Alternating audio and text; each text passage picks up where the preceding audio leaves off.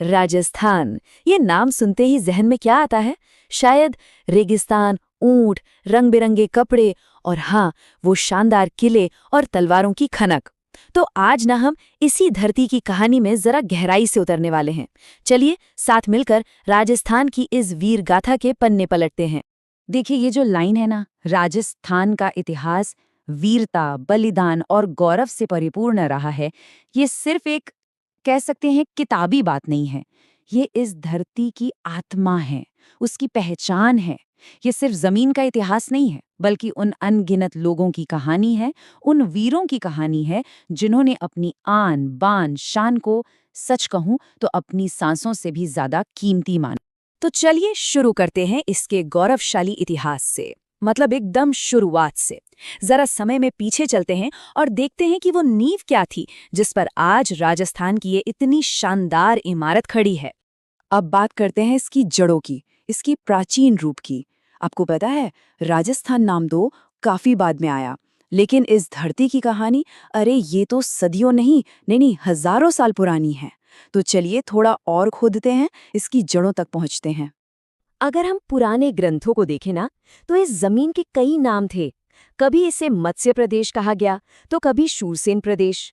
और हाँ, यहाँ का जो रेगिस्तानी इलाका है, उसकी वजह से इसे मरुभूमि भी कहते थे। मतलब हर एक नाम इस इलाके के एक अलग ही पहलू को दिखाता है। और इसका इतिहास कितना गहरा है, इसका अंदाजा इस बात से लगाइए कि यहाँ पर मौर्य साम्राज्य का राज था। उसके बाद आए गुप्त, जिन्होंने यहाँ कला और संस्कृति को एक अलग ही लेवल पर पहुंचा दिया। और फिर आए प्रतिहार, जिन्होंने इसे उत्तर भारत की एक बड़ी ताकत बना दिया।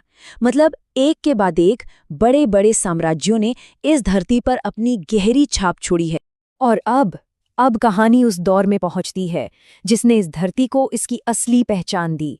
ये था राजपूत वीरता का युग।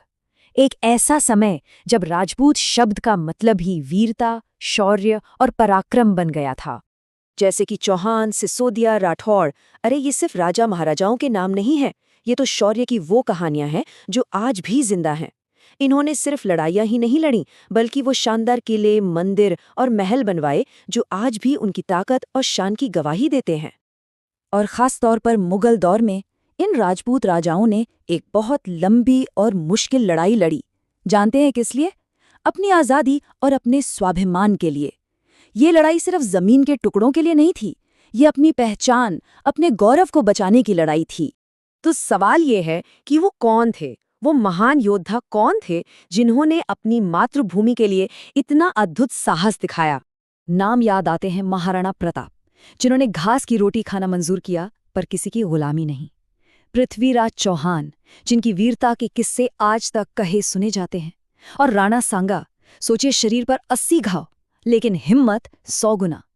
ये सिर्फ नाम नहीं है, ये प्रेरणा है। चलिए अब कहानी को थोड़ा आगे बढ़ाते हैं। सदियों की लड़ाइयों और बिखरी हुई रियासतों के बाद अब एक नई सुबह होने वाली थी। ये कहानी है आज के राजस्थान के जन्म की। ये साल बहुत जरूरी है, इसे याद रखिएगा। 1949, भारत की आज़ादी के ठीक 2 साल बाद। यही वो पल था, वो ऐतिहासिक पल जब वो पूरा बिखरा हुआ राजपूताना एक हुआ और उसने आज के राजस्थान का रूप लिया। यह आसान नहीं था। जरा सोचिए, उस वक्त यहाँ 19 रियासतें थीं और 3 ठिकाने। सबका अपना अपना राजा, अपना झंडा, अपने नियम।